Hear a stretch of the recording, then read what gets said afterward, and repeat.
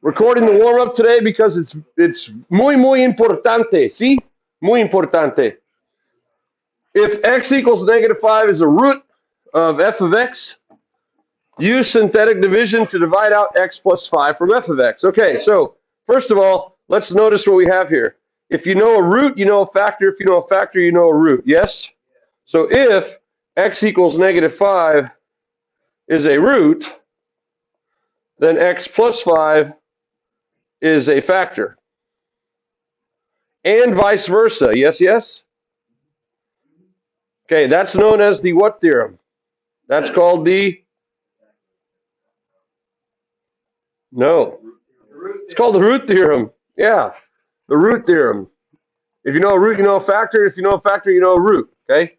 So, we could either do one of two things. We could do number one, we could do x cubed plus 2x squared minus 15x, and we can divide by x plus 5 and do long division, right? Most of y'all don't like long division. Or we could do number two, we can write out the coefficients of f of x, which are 1x cubed, 2x squared, negative 15x, and what's the constant? You'd have to have a 0 there as a placeholder. Remember I said yesterday you have to have a placeholder, and we synthetically divide not with x plus 5, but with the root -5. Okay? And here's the process. You bring down the first number automatically, comes down. You multiply along the bottom, and you slide it up in the next column. -5 times 1 is -5. You add vertically, and you get -3. Now you multiply along the bottom, and you get positive 15. You slide it up, and you add, and you get 0. And then you get -5 times 0, which is 0. You slide it up and add, and you get 0. This 0 in the last box, when you do a return on it, this is your remainder. It's also the function value evaluated at -5. This is also f of -5. Right? That's what it means to be a 0. When you plug it in, you get a 0. It's also the remainder when you divide by x plus 5. Now, these numbers, this is kind of where the bell caught us yesterday. These numbers right here, these are the coefficients. They're the coefficients of your quotient. So what the heck does that mean? That means that if I started with an x cubed, these are the coefficients of your x squared. So this would be 1x squared minus 3x plus 0, also known as x squared minus 3x. Yes, yes? Okay, now, if I wanted to know the other factors, right now I could just say this. I could say, so, if you want, you can say, so, f of x, which equals x cubed plus 2x squared minus 15x, really equals x plus 5 times x squared minus 3x. And if I wanted to figure out the other roots besides -5, all I'd have to do would be to continue to factor x squared minus 3x. I could factor out the x, and I'm just going to write with the highlighter like I intended. And I get x minus 3. So what are your other roots? If you set it equal to 0, you get x equals 0, and x equals 3. And of course, what's the other root that we started with? -5. So those are your 3 x-intercepts. Okay. Let's go ahead and sketch the graph of f of x while we're at it. The root is 0, 3, and -5. Now it's a cubic polynomial. What's the right end behavior? What's the limit as x goes to infinity of f? Infinity. Good, because the leading coefficient is 1. That means it comes in the what? Bottom or top? If it exits the top, it must come in from the bottom. And those are all m1s, aren't they? Because they're all x to the first. So it comes in, it crosses, and crosses. There's what the graph of f looks like. Ta-da! We did it. We did it, Lo hicimos. Yeah. Okay. Any questions on the warm-up? You all sufficiently warm? I am today wearing a hoodie. It's going to be 90 degrees again today. Yeah, I know, man. Yeah, I think I'll open the windows next week. It should be. I'm excited. Shut up. I know, right? Like literally, like shut up. I'm trying to teach here. Yeah. Okay. Hey, let's get back to where we were yesterday. We finished example 2, right? Which means we're on example 3. Yeah, I can't wait for it to get cold either. I'm a cold weather person. I would live up in Montana or the northern parts of Idaho if my wife would come with me, but she wouldn't come with me, and I guess I love her too much to leave her. So I just stay down here and sweat. List the distinct possible rational roots of g of x, and then use your calculator to help you decide which, if any, are actual zeros. Okay? So remember, we look at our function g of x. Step one, is it written in descending order of degree? It is, right? So we're going to go ahead and say p colon q colon. And out in front of p, I'm going to put the constant, which is 6, and the q, I'm going to put the leading coefficient, which is 2. Okay? Now, all we have to do is list the factors of 6. We do plus or minus. I'll do them as pairs, plus or minus 1 and plus or minus 6. Yes, yes? What are some other factors of 6? 2 and 3 or 3 and 2. So plus or minus 2 and plus or minus 3. I got the door, you can get it. You're already up. I'll just stay sitting down at my desk. Hello, Carly Ewerman. Thank you. You know my last name? Ewerman. Yeah. Yeah. Oh. I've seen it before, like on my attendance roster or something. Yeah, very interesting. Rhino, you're checking out at 9:30. I have your slip over here. I'm not going to bring it now, but 9:30. Okay. It doesn't say what you're checking out. It just says check out. Yeah. All right. Check out this. The factors of 2, plus or minus 1, plus or minus 2. Okay. Now here's what we're going to do. We're going to list the possible combinations of P over Q.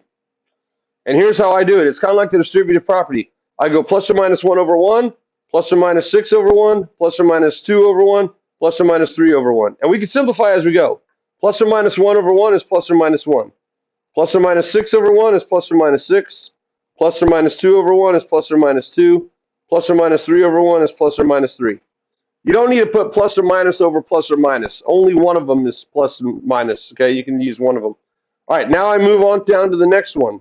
So now I got the 2. So now I'm going to do the distributive property, and I'll do this. I'll do plus or minus 1 over 2, 6 over 2, 2 over 2, 3 over 2. Okay, so here we go.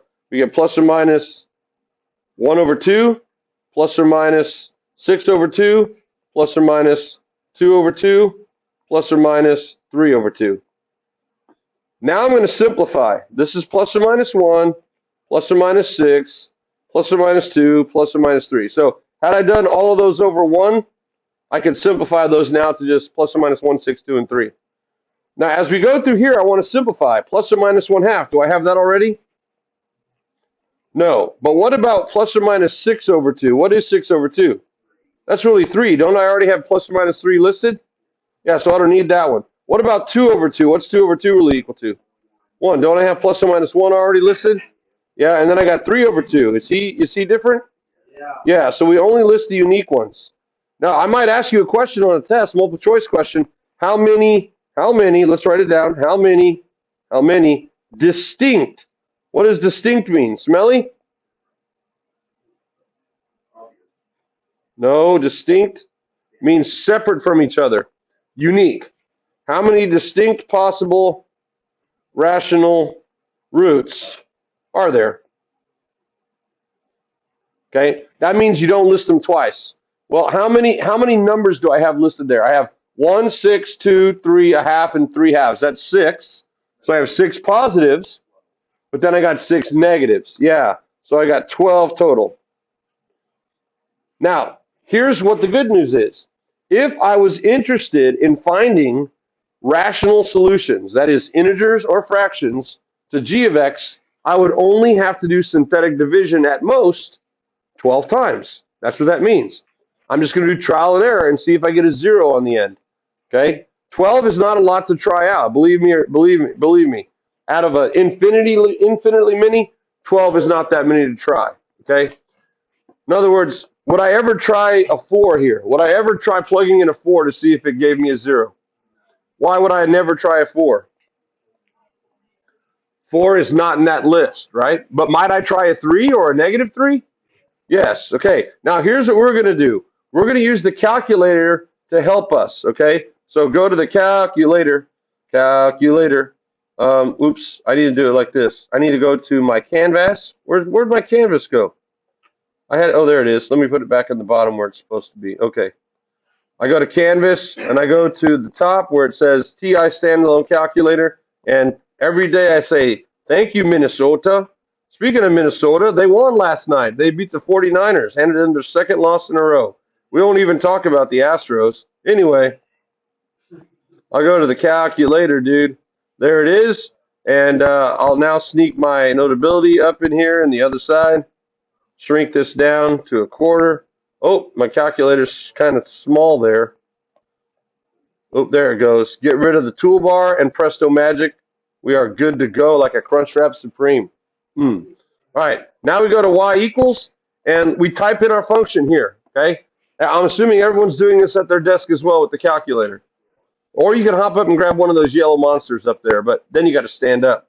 Okay, so in y1, we're putting 2x caret to the third power, click to the right, plus x squared, oops, whoop, whoop, whoop, there we go, plus x squared minus 13x plus 6.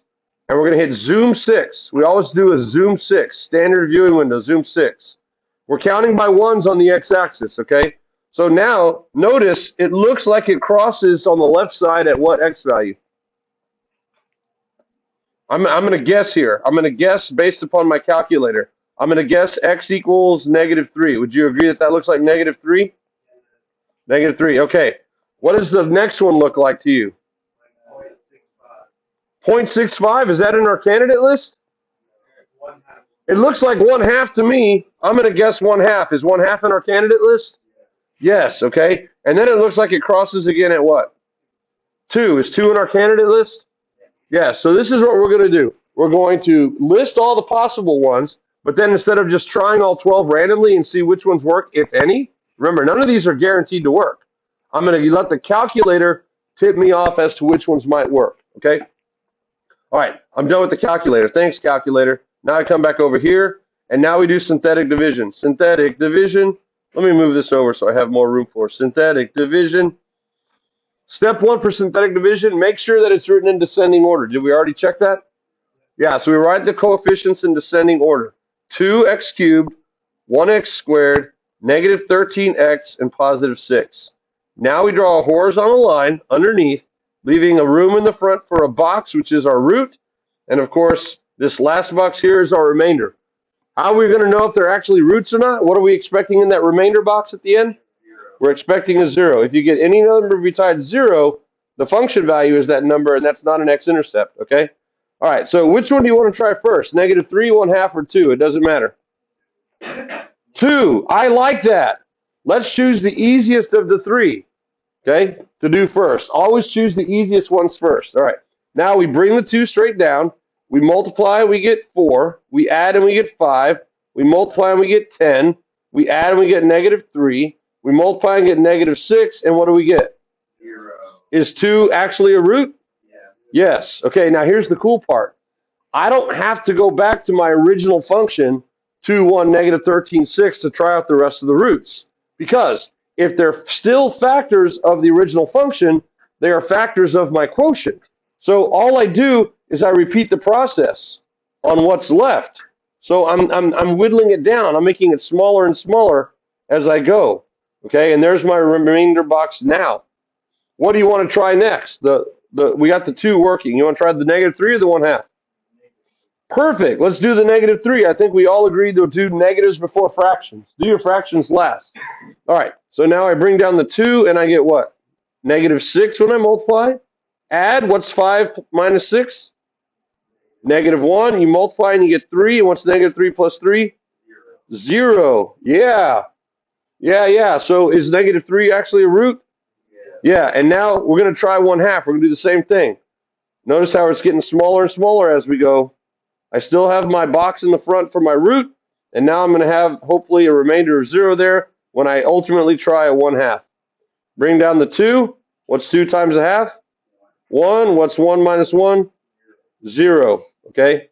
Now you have your prime factorization. Watch this. This is kind of like upside down birthday cake. If you ever see me factor, my upside down birthday cake, that's what this kind of resembles. Okay, so I know that my function g of x, whoa, I didn't mean to highlight it that time. I know g of x is going to equal, this 2 on the bottom is a constant. That's your leading coefficient. Whenever you get down to the end, you get to your leading coefficient, which we knew that was the leading coefficient from the beginning, didn't we? Because he was in the front of the first term. But now in factored form, it's going to be 2 times x minus 2 times x minus 3 times x minus 1/2. And if you want, or you can actually take that 2 and distribute it into that third factor and write it as x minus 2 times x minus 3 times 2x minus 1. Either one of those look good. They're both linear factors, okay? And there you go. Did we answer the question? Yeah, we did. So let's list the actual roots. X plus 3. Thank you, x plus 3. Yeah, how did I miss that? X minus negative 3 is x plus 3. Good cats, good cats. So the roots are, I'm going to declare them now, x equals negative 3, 1/2, and 2. All of which are rational roots, all of which were in the candidate list, okay? So I'm going to expect you to be able to list the entire candidate list, simplify it down, tell me how many distinct there are, and however many positive ones you have, you double it to get the negatives, and then you're going to try out by synthetic division and make sure they work. If one of those didn't equal 0, like maybe instead of 1/2, maybe it was, well, there's not even a 1/3 option. Sometimes there's like a 1/2 and a 1/3 option, and you have to tell where it crosses between 0 and 1. All right, how'd y'all like that process? Yeah.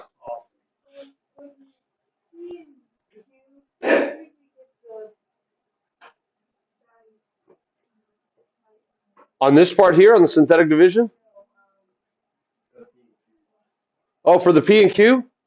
We're literally taking the combinations of the top line divided by the bottom line.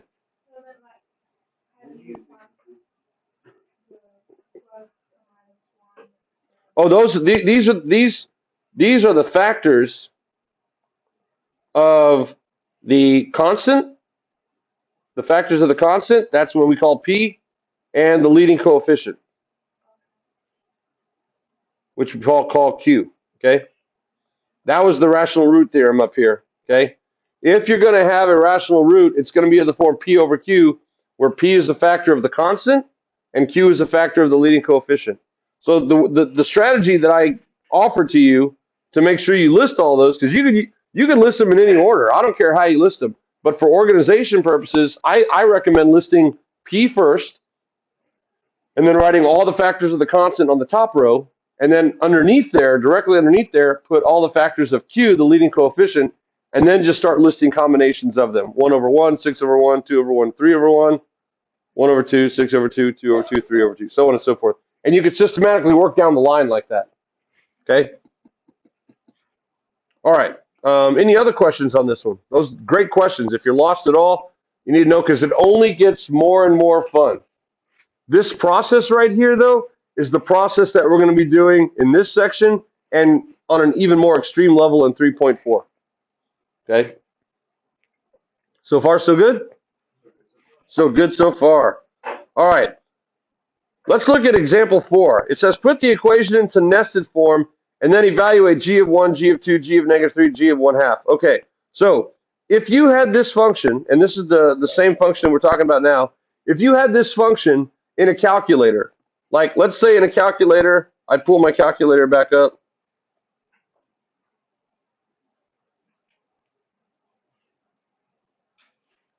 Let's say I go to the home screen.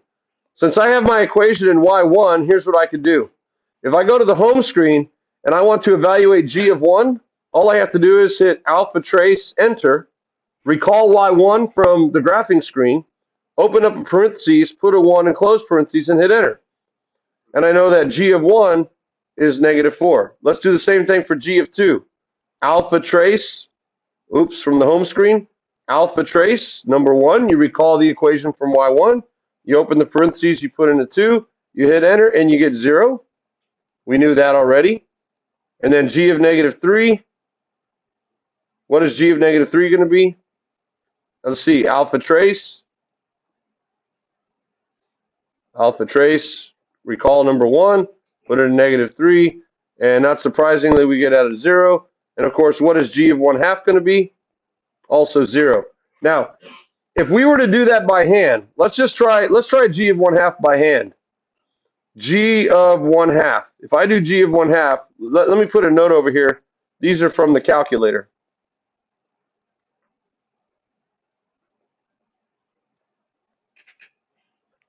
What if we try to do it by hand?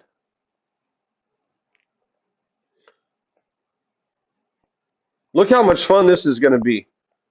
I'm going to have to go 2 times 1/2 cubed plus 1/2 squared minus 13 times 1/2 plus 6. It's really like 1, 2, 3. It's really like 4 problems. 1, 2, 3, 4. It's really like 4 problems in one. I got to work each term separately and then combine the results, yes? Okay, so if I were to work the first term, what is 1/2 cubed? It's 1/8, right? So then 2 times 1/8, that would be 2/8. That'd be, and I'd have to write that down and remember it, because now I have to go to the next term. 1/2 squared is a 4th, and now I have minus 13 halves plus 6. And now I have to get a common denominator and combine all those together. Yucky, yucky, gross, gross. Yeah. Now, when I type that into the calculator right here, alpha trace number 1 of 1/2, the calculator gives me a 0 very quickly. My question to you is, do you think the calculator actually evaluated it and got a 0 by doing what we're doing right there? Do you think it actually went 1/2 cubed times 2, remember that value, plus 1/2 squared is a 4th, remember that value, and then it comes back and adds all those together? You think that? No. The computer program that evaluates polynomials on your calculator does not actually evaluate it in standard form. Okay? It evaluates it in what's called nested form. Okay? Let me show you what nested form looks like. Let's just make this note. Your calculator does not evaluate in standard form. It uses nested form. Now let me show you what nested form looks like. To get it into nested form, let's come down here. I'm just going to rewrite it. G of x equals 2x cubed plus x squared minus 13x plus 6. All right, here's what nested form does. It uses the associative property of addition. I am going to associate those 3 terms together in the front because they all have a common variable factor of what? X, okay? So here's what I'm going to do.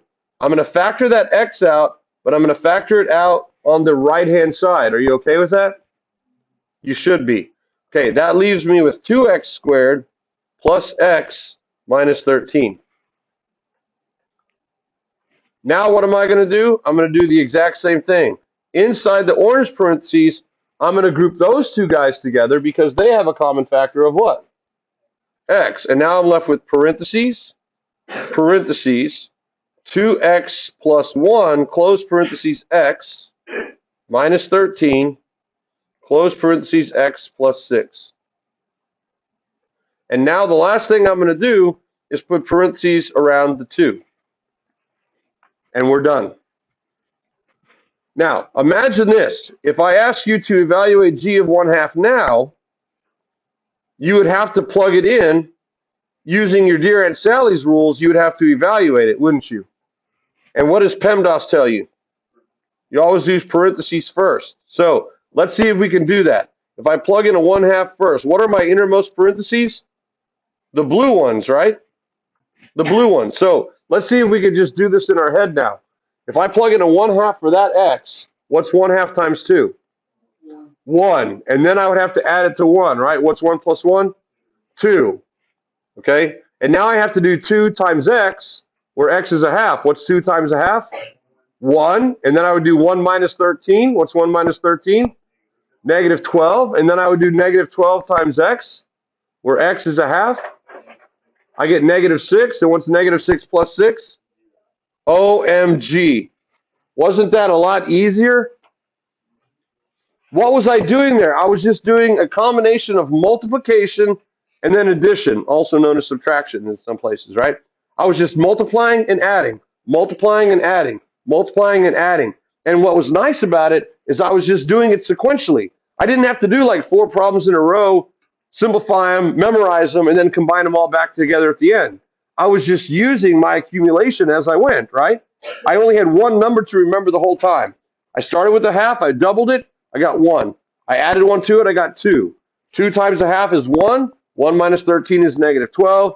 Negative 12 times a half is negative 6. Negative 6 plus 6 was 0.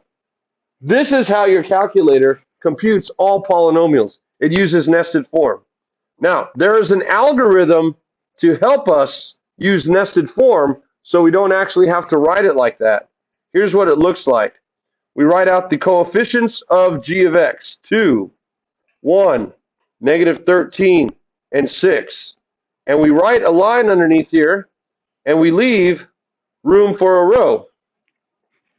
Step 1 is we bring down the 2. And what did we do when we plugged in?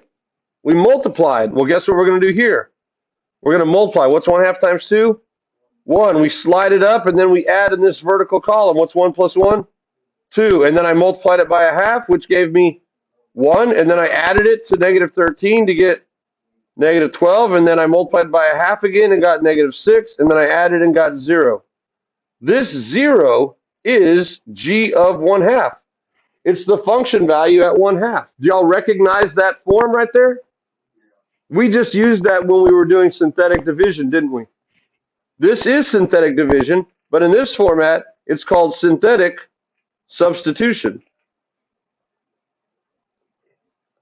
You see, because here's why. If g of 1 half equals 0, this last box right here is the function value, bless you, at whatever value you're plugging in.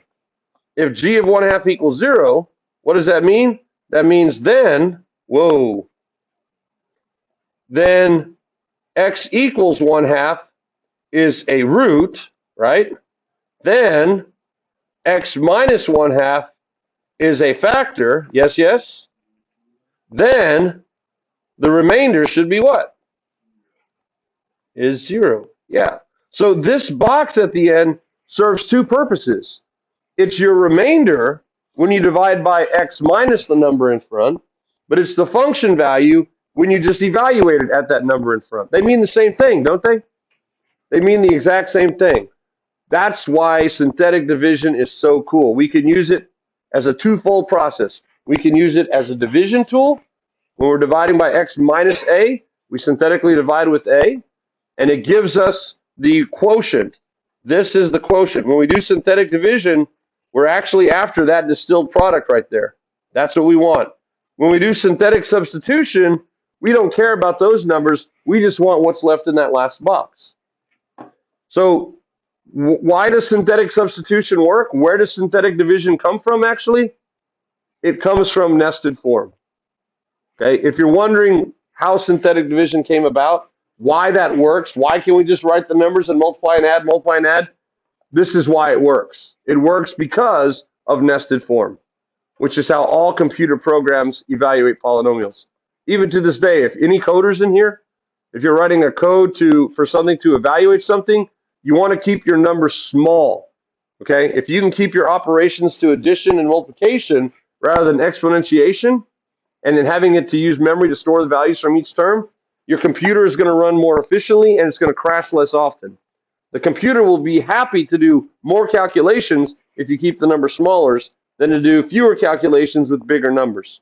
Synthetic division or synthetic substitution allows you to do that. So this has programming implications. If you ever program a computer to evaluate a polynomial or to calculate a big number, you calculate it or you program it to use synthetic division or synthetic substitution. Okay. We already did g of 1/2 using synthetic substitution. Let's do one more. Y'all do g of 1 using synthetic substitution. What do we know g of 1 is actually equal to already? No, the calculator told us it was what? -4. Y'all do it on your own down here. We're going to skip around. We're just going to do synthetic substitution. I'm going to do it quietly up here and we'll compare. 2, 1, -13, and 6. And we synthetically substitute to get a 1. And that last box is right there. On your mark and set, go.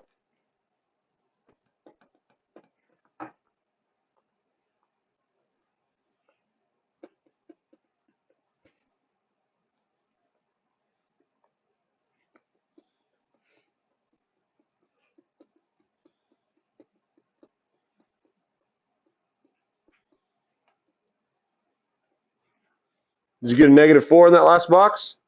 You should, right? Let's do it together, okay? Step 1, bring down the 2. Multiply, you get 2. Add, you get 3. Multiply, you get 3. Add, you get -10. Multiply, you get -10. 6 minus 10 is -4. Now, because I plugged in and got a -4 as my remainder, is x minus 1 a factor of g of x? No. Why? Because the remainder is what? Yeah, the remainder is -4, which doesn't equal 0. So that's how we would use it for synthetic division. But, what is g of 1? -4. That means that you have an ordered pair, 1, -4, on the graph of g.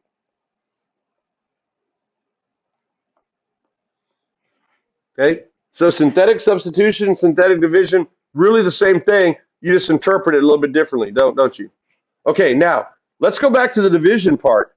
If the remainder is -4, that doesn't mean that I can't write a number using the quotient, can I?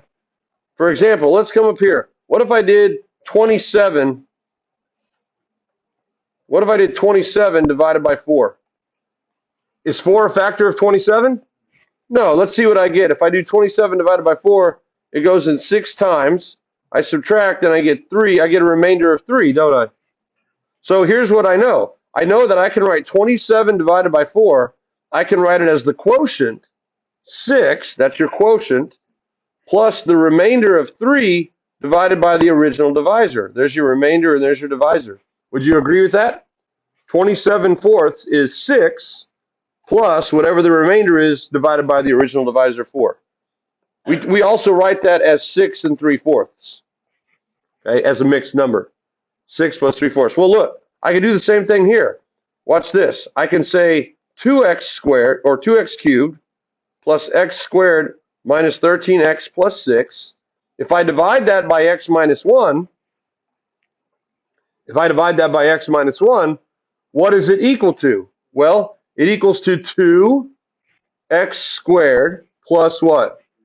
3x minus 10 plus the remainder, -4, over the original divisor, which is x minus 1. There you go. You can write it as the quotient plus the remainder over the divisor. So even if it's not a perfect factor, or just a factor, that's the same thing as a perfect factor, we can still write the quotient or the result in a certain form. It's just not going to be a nice polynomial. It'll have this little fractional term on the back end. Okay? That's hugely important. That's called the division algorithm. Let's read it. When a polynomial function is evaluated at a, it's equivalent to dividing f of x by x minus a. F of a is both the function value at a, but also the remainder when f of x is divided by x minus a. Okay? So, whenever f of a equals 0, we know x minus a is a factor of f of x. Would you agree with that? I hope so. How are we doing on time? We got 10 minutes? Okay. I don't think we're going to finish today, but at least we can finish example 6, okay? If f of x is equal to that 4th degree polynomial, and given that f of -3 equals 0, Find all the real zeros and then write f of x as a product of linear factors. Okay. First of all, what does it mean if f of negative 3 is equal to 0? It's a root, right? X equals negative 3 is a root. It's a root. Now, let's go ahead and do this. It didn't ask us to do this, but let's list the possible rational roots. I'm going to have my constant. What's my constant? Oh, 0. Oh my gosh. Oh my gosh. Are we going to be able to list the factors of 0? No, we're not. So we can't list the possible rational roots here. We can't, because your constant equals 0. If your constant equals 0, the rational root theorem doesn't work. Okay? So we're going to have to do another method. Well, we know one of the roots, don't we? So can we at least synthetically divide that out? Let's go ahead and start that. I'll create my little synthetic division process over here to the right. I'm writing my coefficients in descending order. 1x to the fourth, negative 13x squared. Does that go next? Negative 3, and then 15. Is that how I write down my coefficients? No, what's wrong? Ah, very good. I have to write my function in descending order of degree. Let's do that first. F of x is x to the fourth minus 3x cubed minus 13x squared plus 15x, and I'm going to say plus 0 to give myself a placeholder. Make sure that it's written in standard form. It starts with standard form. To get it into nested form, we then write the synthetic process. 1x to the fourth, negative 3x cubed, negative 13x squared, 15x, and 0. Like we did in the warm-up, we have a 0 at the end. It's 9:30, Simmons. I think you got to go. I have your checkout slip right here. I forgot. You did too, didn't you? Yeah. We're having so much fun. Yeah. All right, now, let's draw our horizontal line, and let's put our negative 3 right here. There's our root. What should we get at the end since it told us it was a root? We should get a remainder of 0, shouldn't we? Yeah, we should. Let's try it out. Bring down the 1. We multiply, we get negative 3. That gives us negative 6. That gives us 18. That gives us 5. That gives us negative 15. That gives us 0. And that gives us 0. And 0 plus 0 is 0. So it worked. Yeah, you have to go to the attendance office and check yourself out. There should be a mirror there for you to check yourself out. Yeah. All right, see ya. All right, now let's see what we have left here. What we have left is 1x to the third minus 6x squared plus 5x minus 0. Man, this is a cubic polynomial. This right here is an x cubed. We started with an x to the fourth. We divided it out an x factor. We're left with x to the third. Remember, our goal is this. If I can get it down to a quadratic, I'm home free. I think I mentioned that the other day. Because once we get it to a quadratic, we can either factor it to find the other roots, or at the very least, if it doesn't factor, we can use the quadratic formula. I need to know one other root. God, and I don't have a list of candidates from which to choose. But I do know that it must be it could be a factor of 0. Is 0 a root? If I were to solve this by factoring, if I set it equal to 0, what would be the first rule of factoring? Always pull out a common factor, which would be an x. So I know x equals 0 is also a root. I can get that for free just by analyzing the function. So I know that f of 0 also equals 0. So x equals 0 is also a root that I picked up myself. Because there's no constant, they all have a common factor of x. So let's go ahead and just proceed. We'll make it smaller now, and we'll synthetically divide with 0. Oh, shut up. I'm not talking to you, Siri, Alexa, whatever your name is. Bixby. That's the Android helper. All right, bring down the 1. Multiply, you get 0. Add, you get negative 6. Multiply, you get 0. Add, you get 5. 5 times 0 is 0. What's 0 plus 0? 0. This now gives us our quadratic. So what do I have left? Let's go ahead and take inventory of what we have left. We really have a 1x squared minus a 6x plus 5. And if I'm looking for my remaining zeros without a calculator, I'm going to go ahead and white out this mess right here so we have the space. If I'm looking for the remaining factors, once I set the quadratic equal to 0, let's see if it factors. Does it factor? It factors into x minus 5, x minus 1, and it's still equal to 0. So let's rattle off the last two solutions. What are they? If x minus 5 is the factor, 5 is the root. If x minus 1 is the factor, 1 is the root. Now, let's go ahead and bring back all the others, and we'll say that the comprehensive list of roots now are 5, 1, negative 3, and what? 0. And they're all multiplicity what? They're all multiplicity 1. They have to be. It's a fourth degree polynomial, and I know that there's 4 roots. So the last thing we can do here quickly is to sketch this puppy. We got 0, we got 1, we got 5, and we got negative 3. All right, what's the right end behavior based on the leading coefficient of positive 1? Positive infinity. Because it's a fourth degree, what's the left end behavior? Same, positive infinity. So this graph must open up, right? So it's going to come in the top, it's going to cross, it's going to cross, it's going to cross, and then it's going to cross. It looks something like that. I don't know where the local max and mins are. I know it looks something like this, but I don't know whether the local max and mins are correct. But that's okay. We need calculus for that. If we had the calculus tool, I can actually figure out this y value here, this y value here, and this y value here, and I can also figure out the x values where they occur. They don't occur at the midpoints of the x-intercepts, unfortunately. Okay, wasn't that cool? Synthetic division is a powerful, powerful tool. Okay, we're done for the day. We should be able to finish the notes tomorrow. Maybe. No, I don't think so, actually. We got 2 more days with these notes, for sure. Okay, so we'll be on this until Thursday. So we're looking right now at the worksheet being due on Friday. Worksheet is due Friday. So make sure you're working on it because there's a lot of synthetic division on it, and you don't want to save it all for Friday morning or Thursday night. Okay?